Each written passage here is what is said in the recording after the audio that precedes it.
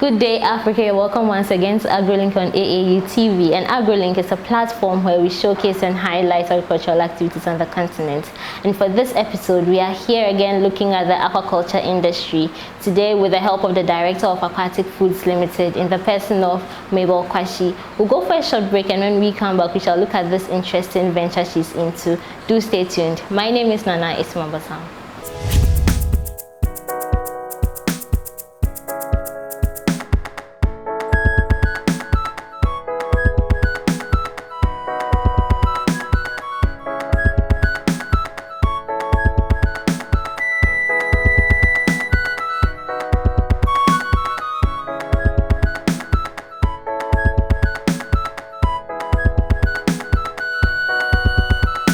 You're welcome back from the break. As I said before the break, today we are looking at the aquaculture industry with the help of Mabel Kwashi, who is the Director of Aquatic Foods Limited.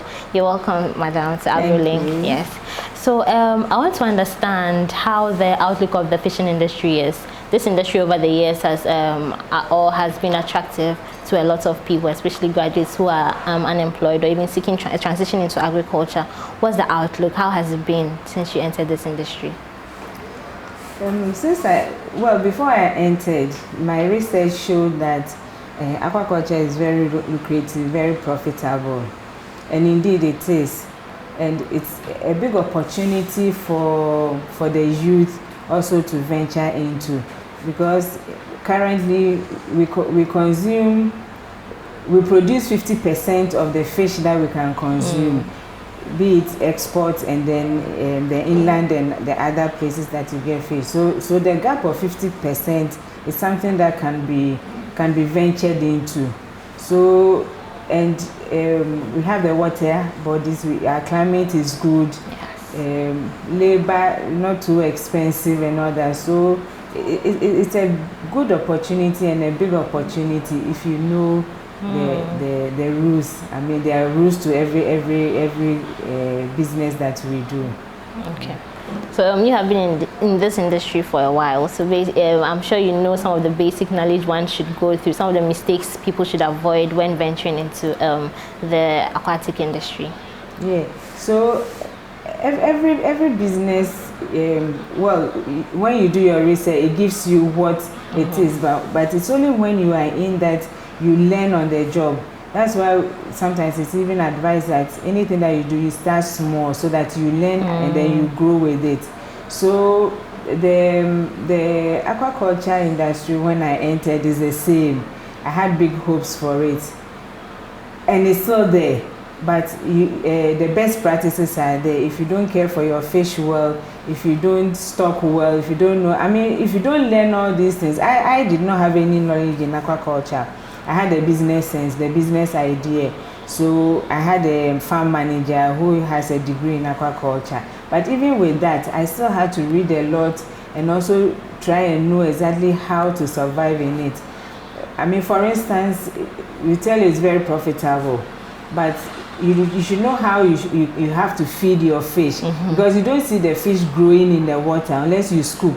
Unlike poultry, every day you enter your poultry farm, you see them gaining weight, but fish is not. So if you don't get big sizes at the time of harvest and you sell, because we sell by sizes, the price is priced by the weight or the size by the price. So if you get tiny ones, you know that you're not going to make it. You understand? Yes. So you have to know and make sure that you are feeding them, you know how to feed them, you know how to stock, you know what level, your oxygen level is okay, because if they don't take in enough oxygen they will not grow as expected. You should know that there are some who are shooters and others who don't grow as fast as the others. So if you are feeding, are you separating them? There's so many things that if you come in, so it's not just a matter of stocking your cage, putting the feed in and going to sleep. No, you have to constantly know and change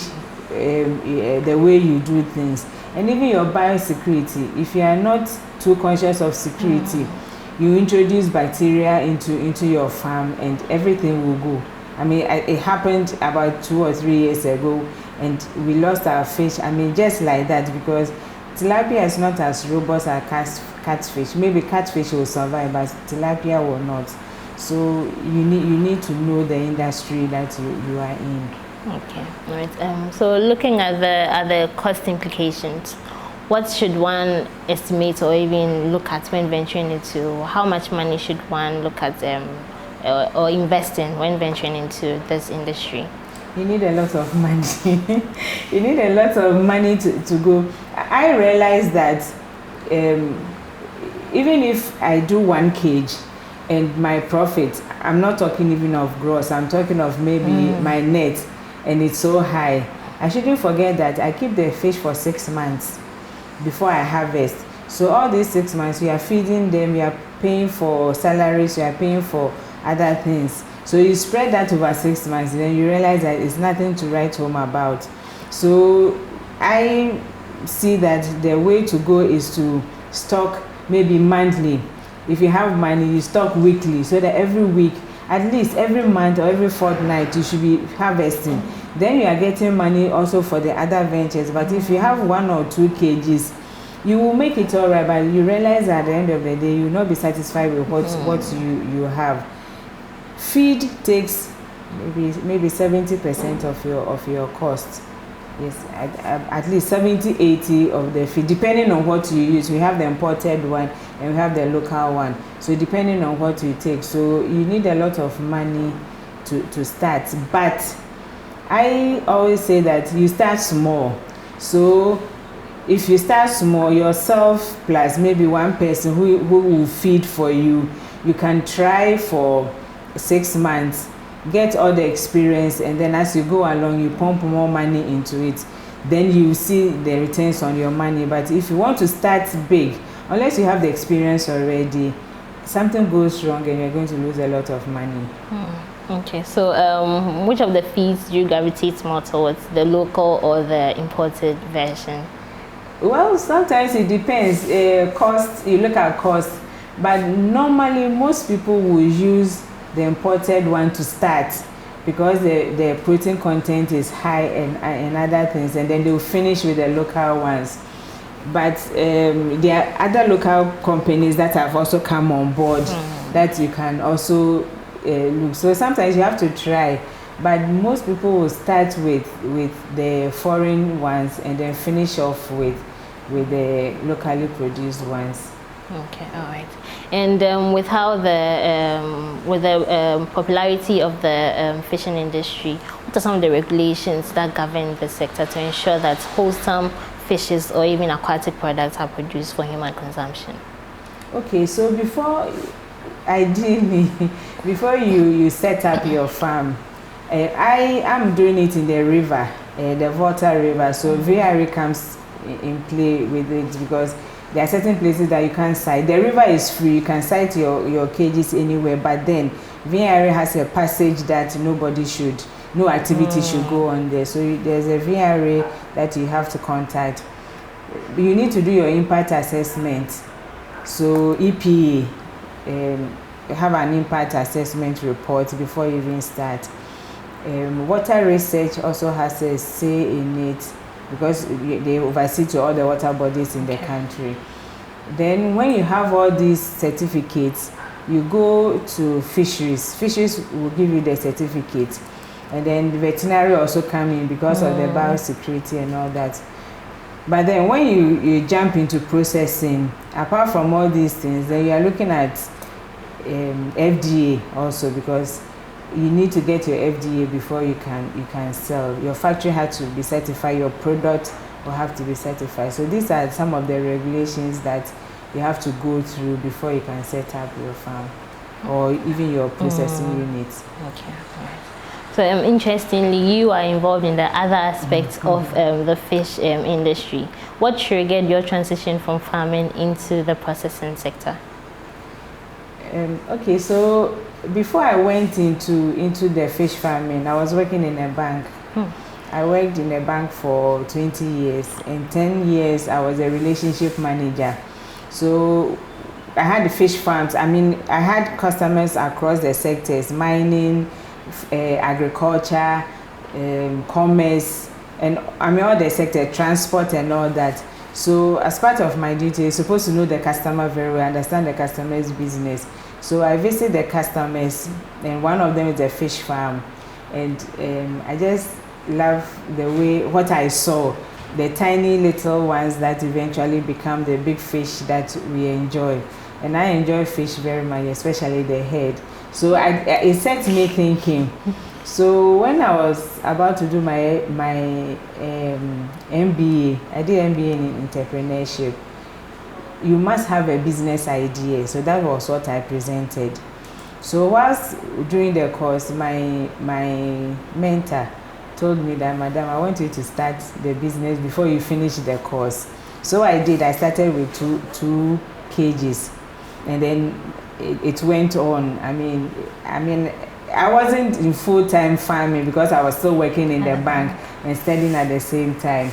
By 2014, I got out of the bank, and I had already started the fish farm, and I loved it. So I mean, it was natural for me to go to full-time farming.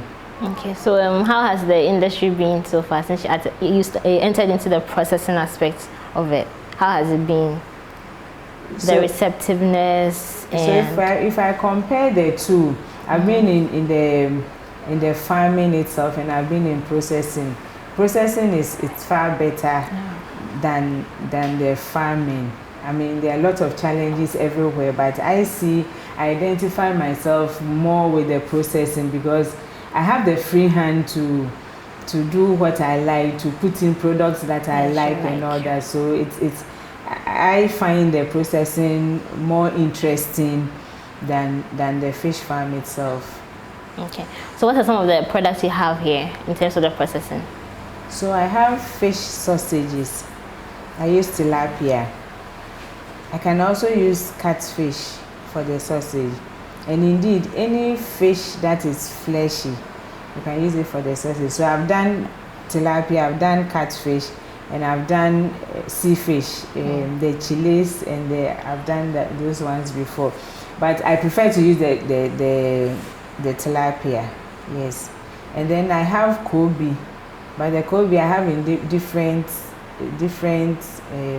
what should I say, products. Okay. So I have the whole one, the whole Kobe with the head and everything.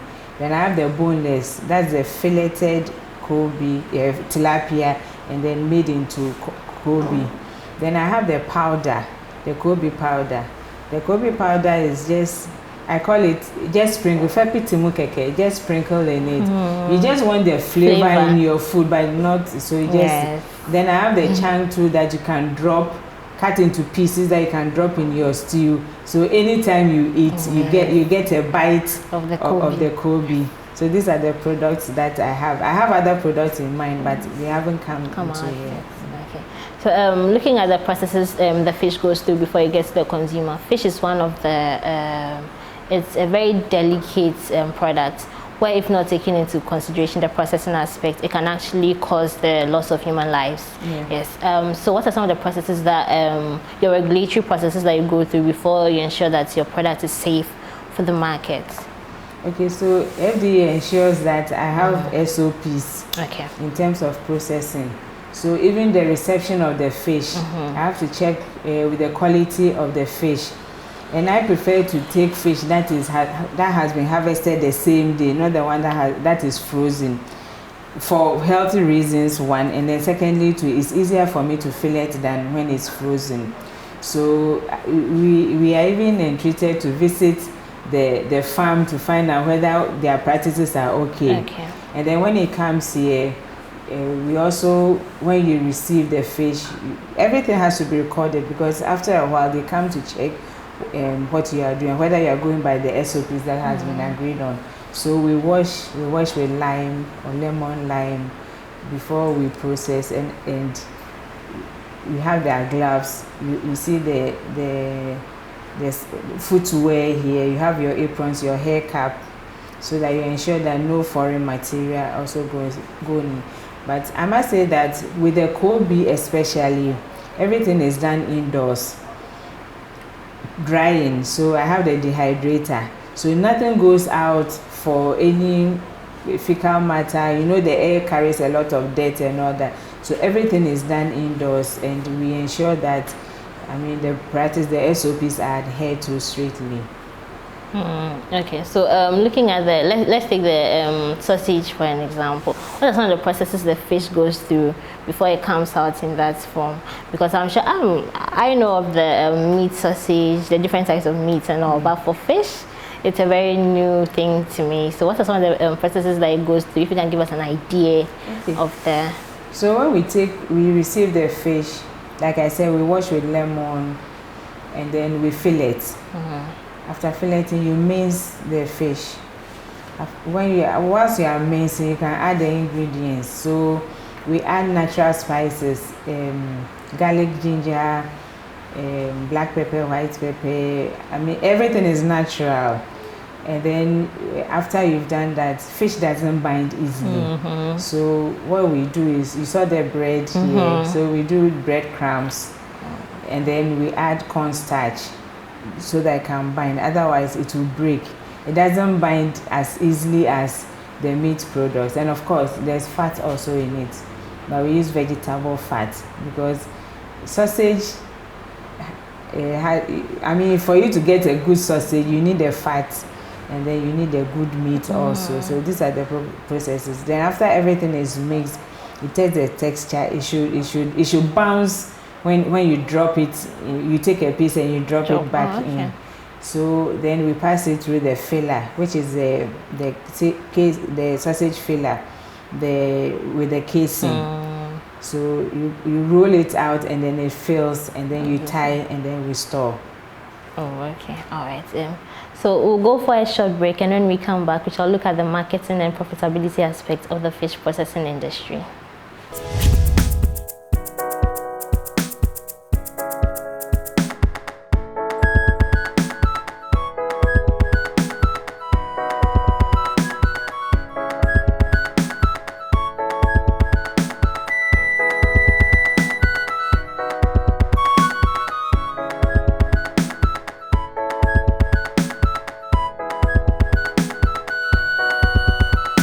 You're welcome back from the break. If you just tuned in, this is AgroLink on AAE TV, where we've been looking at the processing aspects of the fish industry with the help of the director of Aquatic Foods Limited in the person of Mabel Kwashi.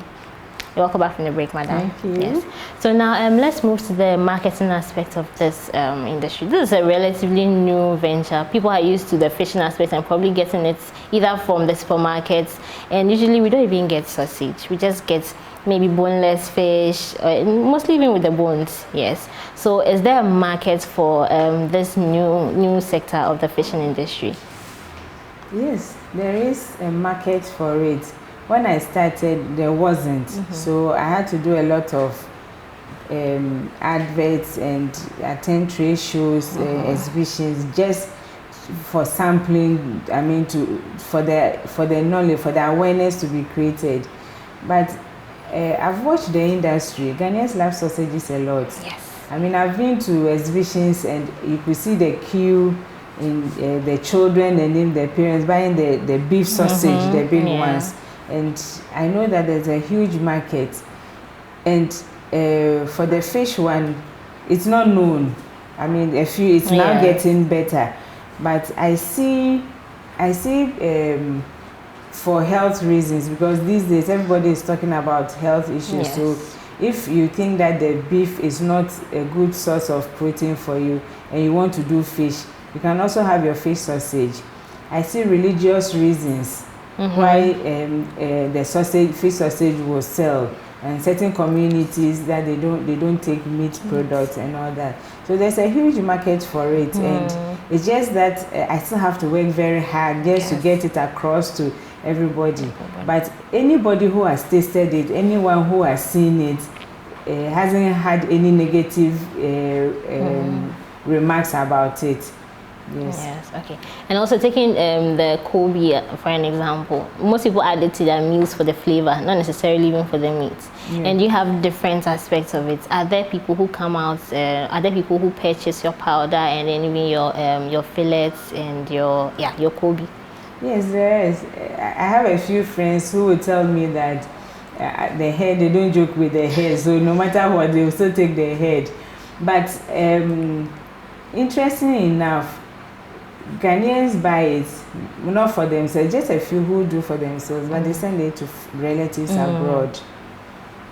Just for relatives abroad, and those friends and Facebook. I do a lot of adverts on Facebook, and I have to send to relatives here to send to them, because I think they also find it very convenient. Very convenient. I have a few in Ghana too who are very excited about it, and also because they are sure that there are no chemicals in it, because I know a lot of people stop eating Kobe because of the preservatives that we used to put in it. So the Kobe also has a very good, bright future, and I'm really excited. So talking about the health aspects, what are some of the preservatives you use for your Kobe? So I use salt and then some spices, yes. Okay. Natural spices. I myself don't take some kind of spices. I mean, the ones that people frown on, even in the house. My main spices have been garlic and ginger, sometimes white pepper and those things. So I will find it very difficult to also use something that I don't eat myself or something. So everything that I do, I ensure that it's you can natural. Eat it yourself too. Yeah, I can eat it myself too, exactly. Okay, all right. So looking at the profitability, when it comes to agri ventures, people know it's lucrative, it's booming, and they look at the outcome, what they're supposed to get, even before they look at what they're supposed to put in, and they are quick to actually project the profits they're supposed to get. Is this a profitable venture for, let's say, graduates who are probably looking at transitioning from their current jobs into the fishing industry?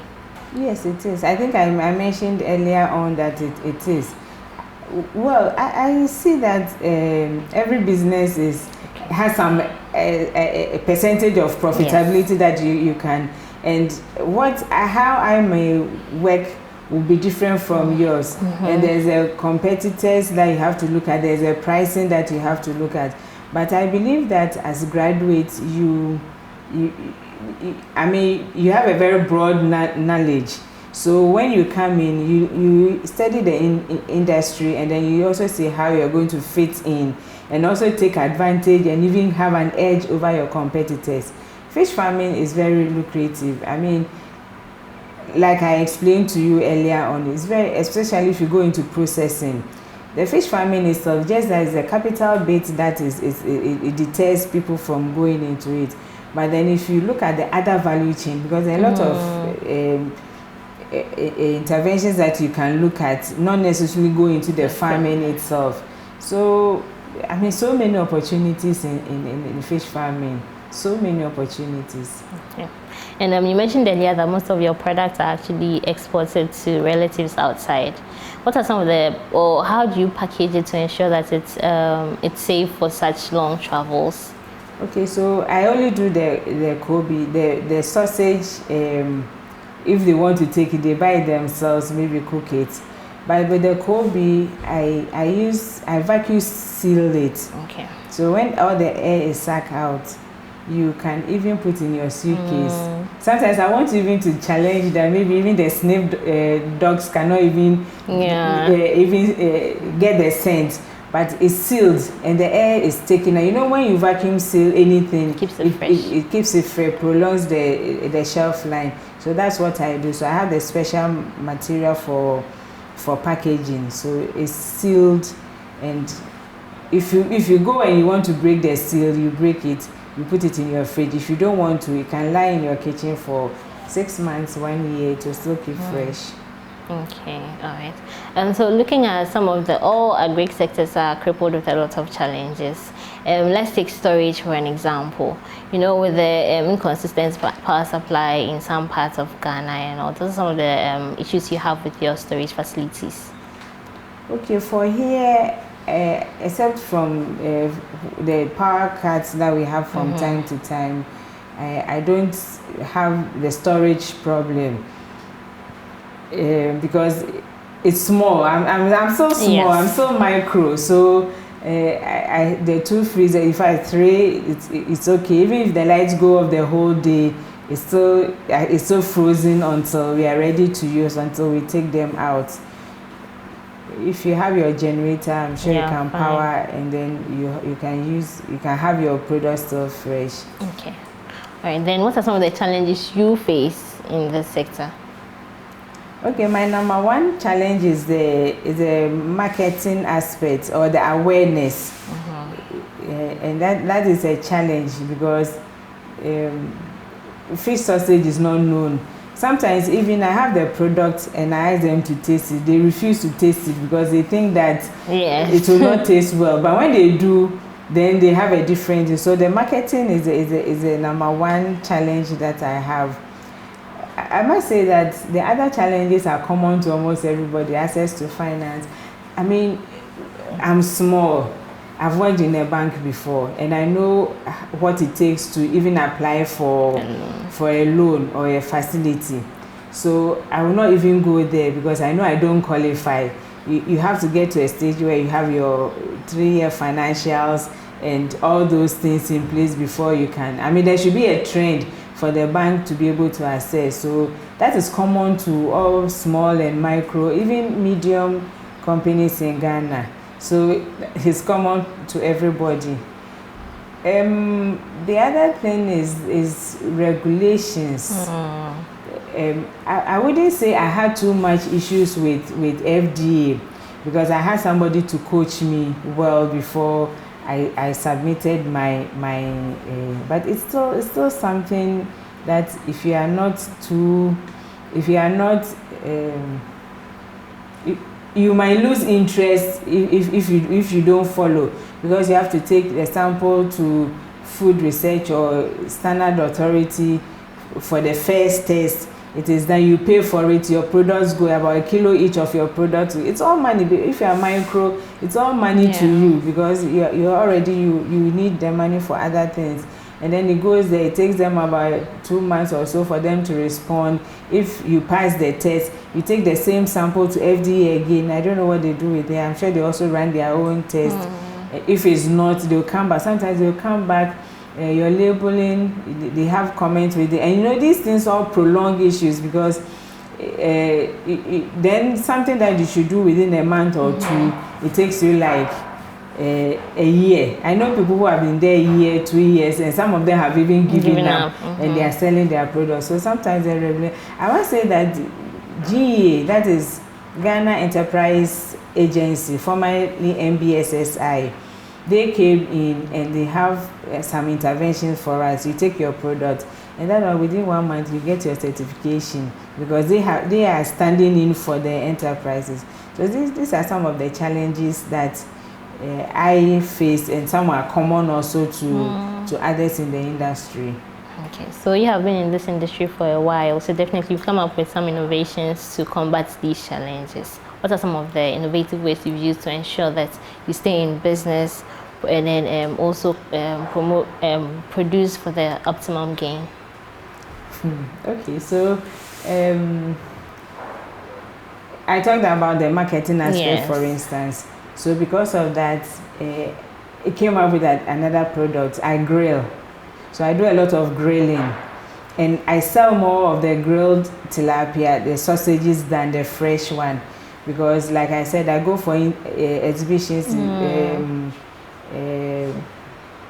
whatever, trade fairs and all that. I have my stand in some churches and all that. So Sundays I grill because then they come readily. The product is there for them to eat. Those who want to go further will buy the fresh one. But this is how I am able to sell.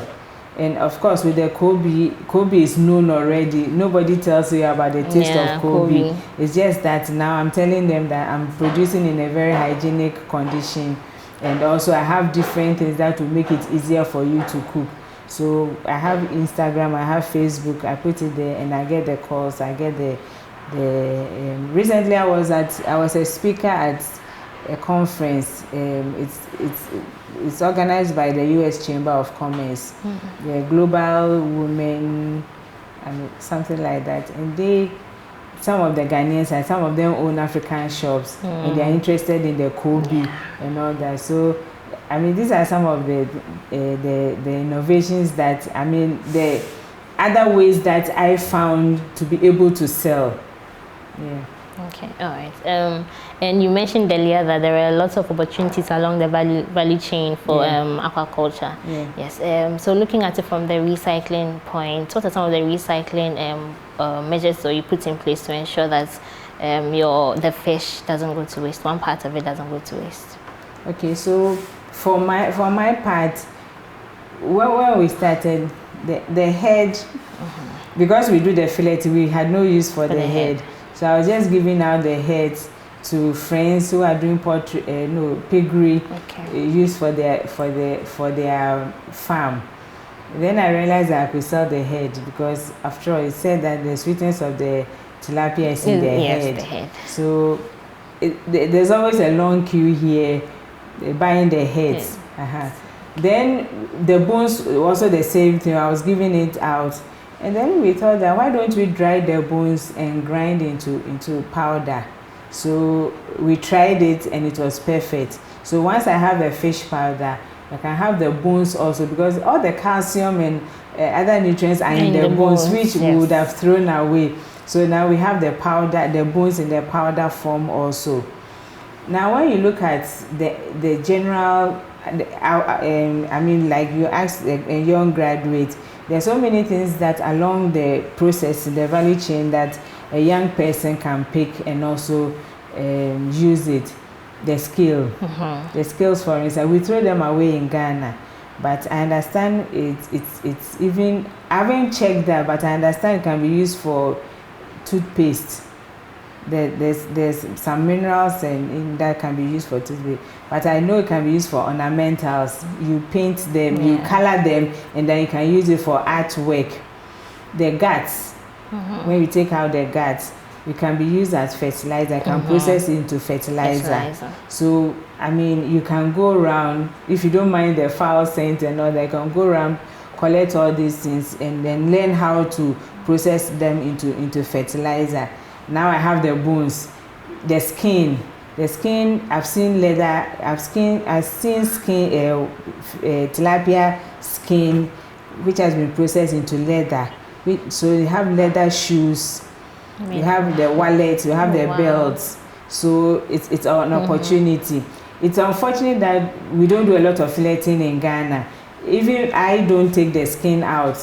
I use everything, but if you have a factory that is just taking the fillet, those that are for export, you just take the skin out. You can collect those ones and process into. I've seen somebody recently brought catfish, the leather shoe. It's made from catfish skin. So it's, I will throw them away. Then you get oil from it. The guts, especially the farmed ones, you get a lot of oil from it, which some will use back into the fish meal, or the women sell in the markets. They just boil and then scoop the oil and then bottle and then sell. I understand it can also be used for cosmetics. So that's the skin, the fat. And then, so these are some of the things that, so if you study the industry, the certain things that normally will throw away can be your input, or can be your raw material for your production. And this is, we are going organic. So if you have the gut as fertilizer, I'm sure that you get the market to sell, because everybody is talking about getting organic products. Oh wow, then there's a lot to be done along the value chain, especially for people who are unemployed. Okay, so in what way, even though it's a young venture, in what ways do you give back to society? Can individuals who are interested, let's say students who are interested in internships, can they come here to come and learn on the job, or can they visit your farm to actually get into the farming venture? Do you offer such services? Yeah, actually I do that. I do that a lot, and I've had students who entered into the Cosmos Energy. Cosmos has incubation for the young graduates. I've had people have taken to that. They've won the competition. I do. There's a group called Ignite. I don't know whether you've heard about. They take young ladies in agri sector and then groom them. So they come for intention. Those who are in the aquaculture, and it's not only from Ghana, they come from all over Africa. And I've had about 4 or 5 sets here already. I do coaching, mentorship, even on the virtual these days because of COVID. Some of the things we've gone virtual. Now I'm also trying to help the young, especially the boys or the young men, to set up their own grilling spot. Okay. So you come for 1 week training in a little bit tidbit on entrepreneurship, and then we set you up. If you want to set up on your own, it's fine with us. If you don't, we give you a grill, we give you the products, we take you through the 1 week training. Look for a nice location, a strategic one, because it's not every spot that you can sell, and then we set you up. So these are some of the things that, yeah. Okay, all right. And do you belong to any association that helps to collate the challenges or even the interest of fish farmers in Ghana? Yeah, I'm a member of the Ghana Aquaculture Association, and then I'm also a member of Awafa-N. Awafa-N, it doesn't look at only aquaculture, it looks at animals. So it's African women in animal resource farming and agribusiness network. That's under AU-IBA. So these two associations, other associations which is agric in nature but not skewed towards aquaculture. Yes. Right. And how useful are they in combating some of your challenges? Well, the Aquaculture Association, I must say,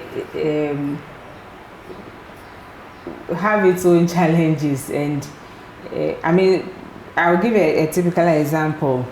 When it comes to pricing of the fish, not tilapia, not the processed one, the fish itself, there are different views on that. Okay. And even as an association, we have not even been able to come up with the way forward. And farmers want to do their own thing, and the buyers also want to do their own thing. And if you try to intervene, some of the farmers go behind the association and sell at the price that they want to and all that. So it hasn't been really effective, in certain aspects, but as to putting us together for training programs for like the veterinaries will have to come in, the biosecurity, all these companies creating the awareness how to have the best practices on your farms. That's very effective, but there's certain aspects we are not able to be that effective. I must say that. Okay, all right. And now you have the platform. You mentioned that the awareness isn't really there for the fish sausage and some of the products that you make. You have the platform to inform people on this venture, and even to entice people who are interested in venturing one aspect or the other of the fish processing industry. So you have the platform to do so. Okay, so fish it's healthier. We all know that. Everybody talks about now moving into fish, and to have various products from fish, you are not just settling on smoked fish and then fried fish, and there's even the microbe, but there's another one that you can also enjoy, which is the fish sausage. In fact, there are so many products that we can use fish for, but we always limit ourselves. So Aquatic Foods Limited has it. You should stay tuned, because other products are also coming up. I have the fish and snail sausage, which I haven't promoted much because snails are very expensive and I don't know how to price them, but I have the product FDA certified and all that. So just try it, and I know you will not be disappointed. The fish sausage, I love that feeling when somebody tastes for the first time. I have a lot of wows and on camera that from time to time I just play just to satisfy myself, and sometimes it's interesting when I'm on these exhibitions. I said it's sampling, but people go and come back and take again, and they come back and take again. I said, well, let's add this also. So Yeah. we can't help ourselves. They keep sampling and sampling and sampling. It's a very good product, and it's very healthy also. Okay, nice. So thank you very much for your time, and wish you all the best in this exciting venture. Thank you very much. Okay. This brings us to the end of this episode on AgroLink, where we've been looking at the processing industry of aquaculture with the help of the Director of Aquatic Foods Limited in the person of Mabel Kwashi. As you heard from this interview, this sector has a whole lot to offer along the value chain, and we hope that this will excite you and even interest you in venturing this fish farming and processing industry. My name is Nana Ismail Bassam. Do stay tuned for more educative content on AAU TV.